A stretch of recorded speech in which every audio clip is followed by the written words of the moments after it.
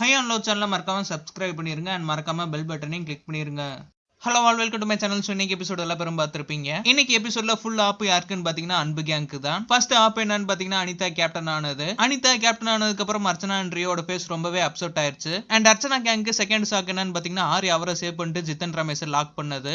Next வந்து பாலா அவரை save பண்ணிட்டு கேப்ரிலாவை லாக் பண்ணது. அண்ட் வெளியில வந்து பாலா அர்ச்சனாட்ட ரொம்ப சிக்கலான சிச்சுவேஷனா இருக்குமே, மண்டையிலையும் குத்த முடியாது ஹார்ட்லயும் குத்த முடியாதுன்னு சொல்லிட்டு நக்கலா சொன்னாரு. அர்ச்சனாக்கு வேற வழி இல்ல, நிசா ரியோ சோம்ல யாராவது ஒருத்தரை பிக் பண்ணியே ஆனும். அர்ச்சனா ரியோ நிசா விட்டுட்டு சோமா லாக் பண்ணிட்டாங்க.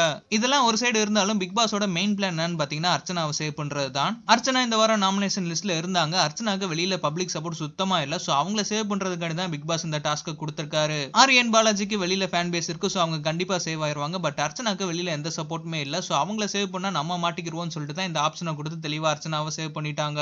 சோ இதுல ரொம்ப கிளியரா தெரிஞ்சிருச்சு லாஸ்ட் வீக் வரைக்கும் அர்ச்சனா ரியோ அண்ட் நிசாவை கொண்டு வரதுல பிக் பாஸ் ரொம்ப கிளியரா இருக்காரு.